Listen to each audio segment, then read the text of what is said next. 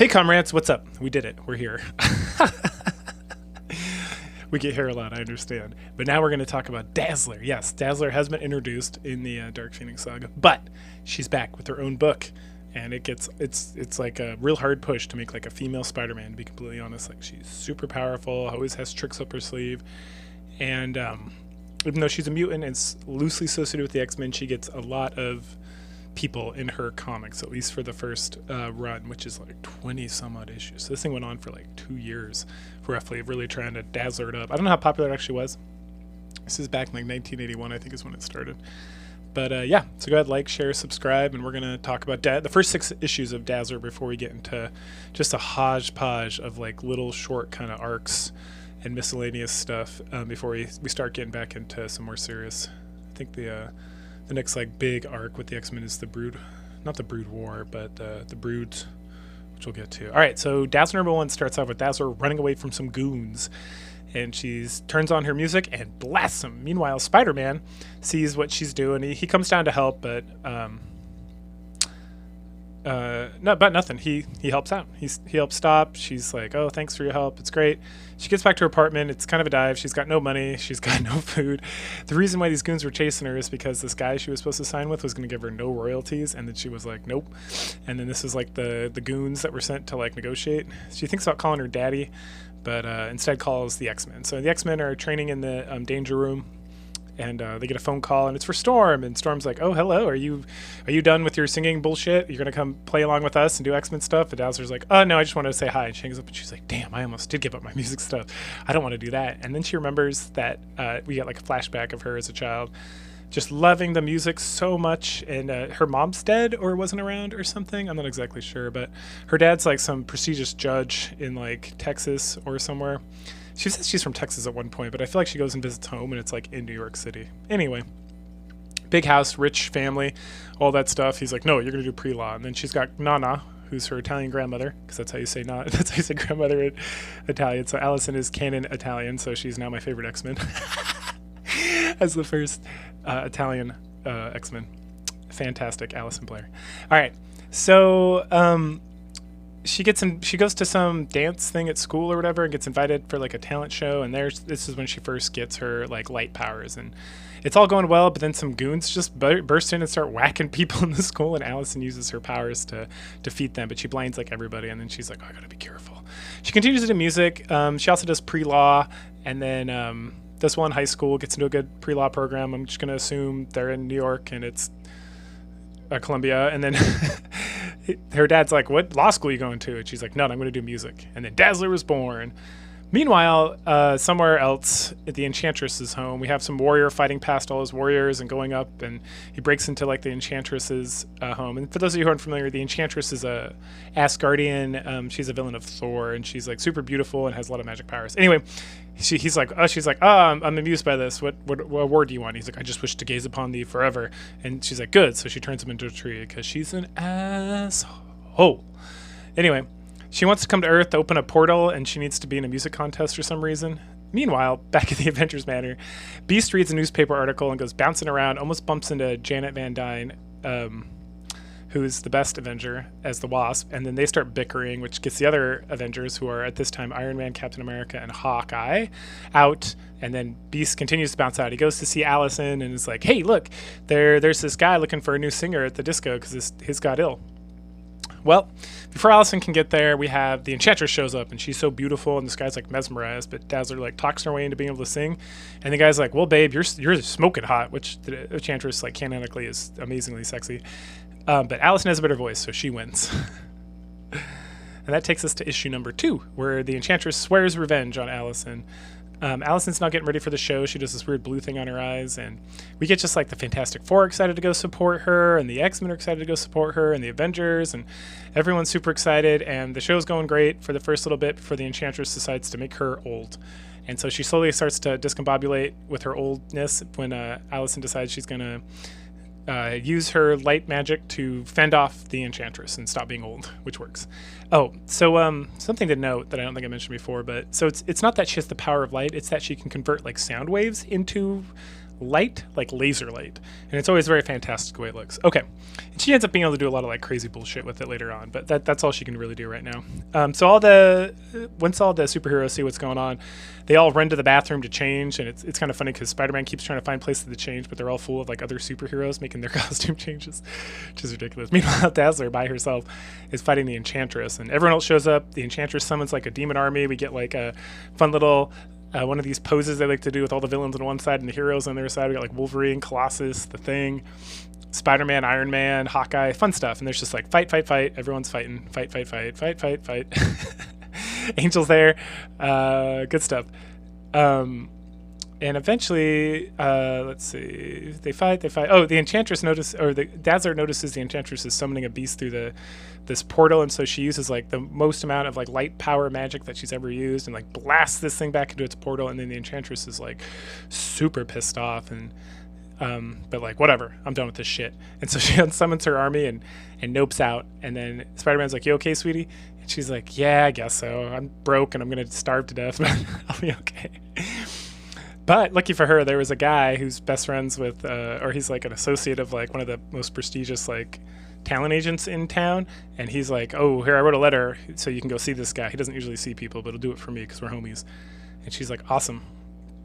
So then the Avengers drop her off at this place, and like the secretary won't let her in, but the Beast comes in and like distracts her by being sexy Beast. And the guy's like, "What do you want? I have no time for this bullshit." And then all the X-Men and Spider-Man and Avengers like break through his window. And so he's like, "All right, I'll listen to her." And so she sings, and he's like, "All right, you got yourself a job." Bam. Oh, good stuff. So issue 3, Lord, starts off with Dazzler being tested by the Fantastic Four, and they're trying to see what the limits of her power is, or just help her kind of figure it out some more. But they're not immune, so they're probably not the best. But then she gets into like a little bickering match with Johnny and Ben, the Thing, and Fireman, the Human Torch. That and then Reed has to like put a stop to all her shenanigans, and she heads out. Johnny notices that the Jewels of Doom are being sold off at like a UNICEF issue concert something, and then we meet this like weird prince guy, Prince Zorba, who's doing this with the gems. Then he wants to steal the gems and then go back and take over Latvia because Doom's been like incognito or missing. Anyway, so Allison heads over to her agent, and he's like, "Hey, I got a concert for you." And she's like, "That's awesome." And he's like, "It pays nothing." And she's like, "Okay, I gotta go beg daddy for money." And so she does. They gotta be in like New York, probably Queens, because they have a house.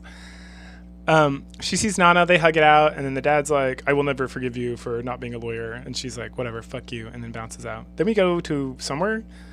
I don't think it's Latvia. Maybe it is. The Bavarian Alps, according to my notes. Alps. And Doom's there, and some guy's like, "Herr Doom," and he's like, "The fuck you want? You make this quick or you're dead." And he's like, "I found your gems. Prince Zorba's trying to sell them." And Doom's like, "I care not for such frivolous things."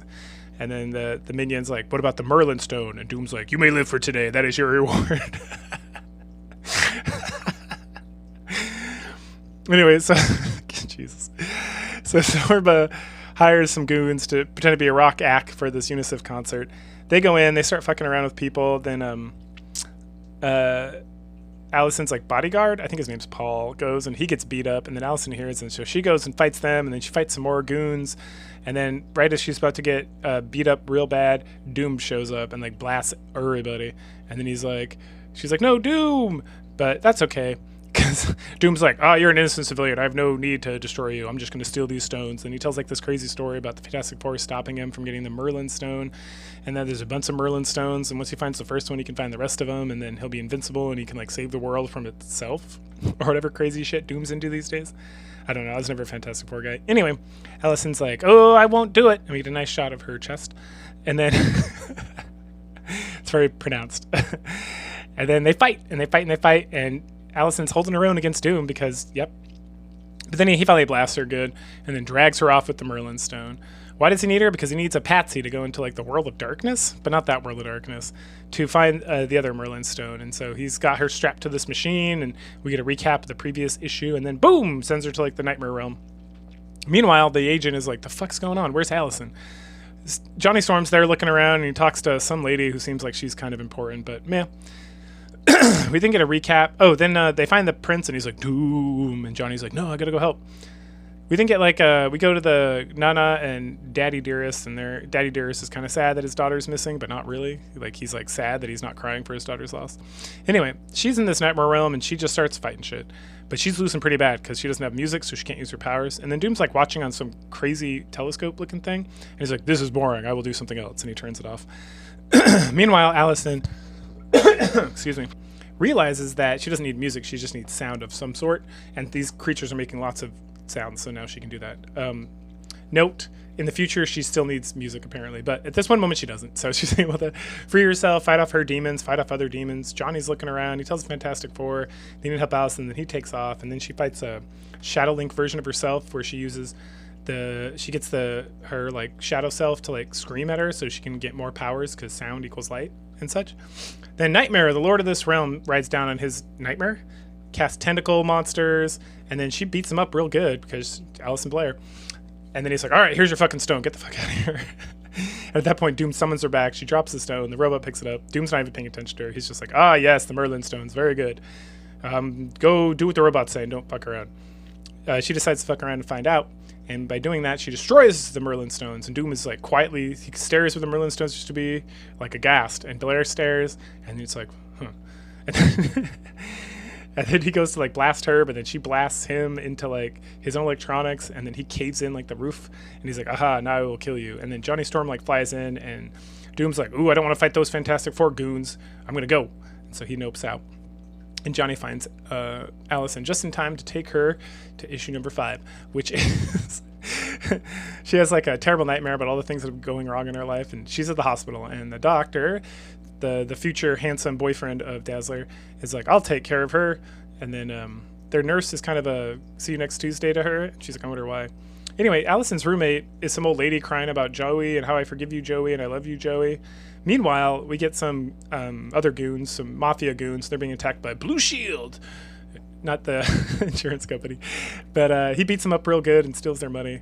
Back at the hospital, Allison's taken off, and the guy hits on her real hard as she's asking about like this lady. And he tells like the tragic tale of how this lady's husband got killed because he was in the mafia and like a drive-by, and that, you know, they were trying to give him money to take care of the son and her, and she was like, no. But then Joey, the son, eventually joined the gangsters, and she was so sad she like didn't want to talk to him anymore. Now it's like tragic, and she's dying. Dazzler's like, "That's a sad story." And then Paul's like, "You want to go get something to eat?" And she's like, "You bet, but I'm busy, so another time." And he's like, "You betcha." Anyway, Allison heads back to her agent, who is like, "Oh, damn, you're alive." And she's like, I'm sorry. And he's like, "Don't worry about it. You were in the news, on the newspaper, and everyone saw it. Everyone was like, yeah, boy. And so now we're going to find you a bunch of gigs." And she's like, "Awesome. Can I have an advance? I'm broke and have no money and haven't paid rent in 2 months." And he's like, "I don't usually do this, but okay." So then she goes to practice and rehearsal and all this good stuff, and maybe a performance? I don't know. I don't remember. And then she gets food, and she's looking at Daddy and being sad, and she's like, thinking about this guy. She's like, "I gotta help that old woman and him like reconnect." So she calls Beast, and Beast is like, "Yeah, for shizzle, I'll get you the information." So then we go to like the mafia, and the head mafia is like, "That Blue Shield is stealing our shit. I built a machine just to fight him." And then Joey's there, and he is Blue Shield, we find out.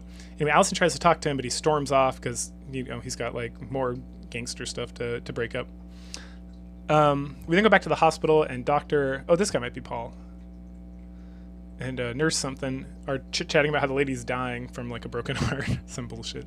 Anyway, Allison goes down to the dock and gets picked up by the goons. They beat her up real good, and then she uses her power of light and kind of runs away. And then Blue Shield shows up, or Joey's there, and he's like, "Blue Shield!" And then Blue Shield and Dazzler team up, and they fight. And then the head gangster guy who like raised Joey after his dad died hops in the machine, and they start fighting. He knocks Blue Shield out pretty good, but then Dazzler like leads him off the docks. Essentially, she just tricks him into following him, and then he goes right off the docks. And then Blue Shield's like, "No, this guy's like a father to me, even though I'm trying to break up his terrible crime syndicate."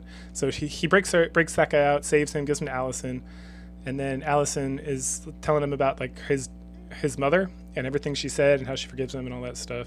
And he's like, and then we go to the hospital.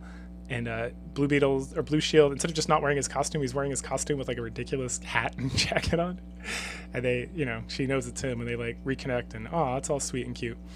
And then Dazzler steps out of the room because she just went back to check on her or whatever. And then her and Dr. Paul go on a date, and the nurse is like very flummoxed about the whole situation. Which leads us to issue 6, the last one in this initial Dazzler what do you call this, arc.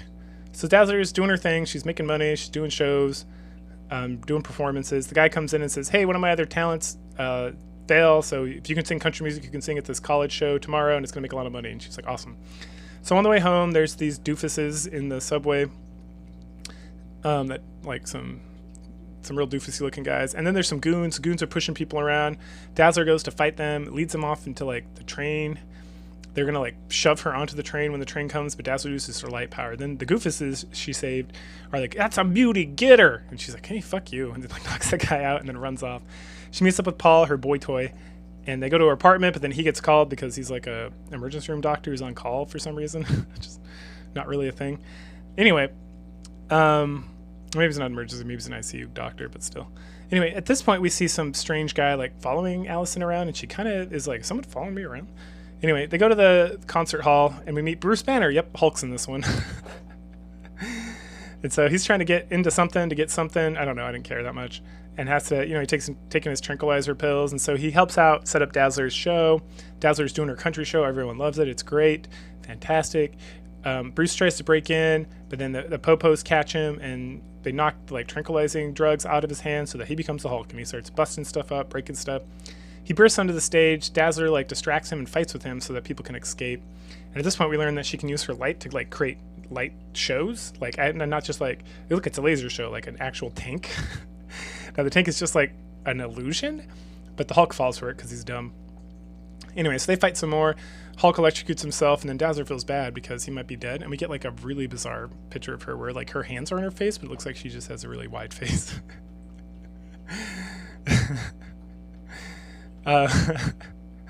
Anyway, the Hulk, like, attacks her. She survives. He storms off, and she's like, I gotta go fight him some more.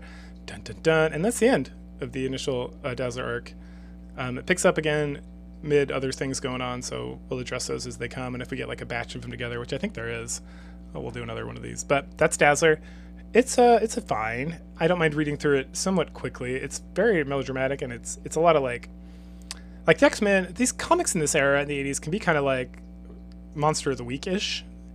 This is, like, more so because it has, like, so many guest stars and stuff. The thing with Doom was good, but the rest of it's just kind of like meh. But yeah, there you go. There's Dazzler. She's got her own thing before she comes to join the X-Men and becomes super fucking radical.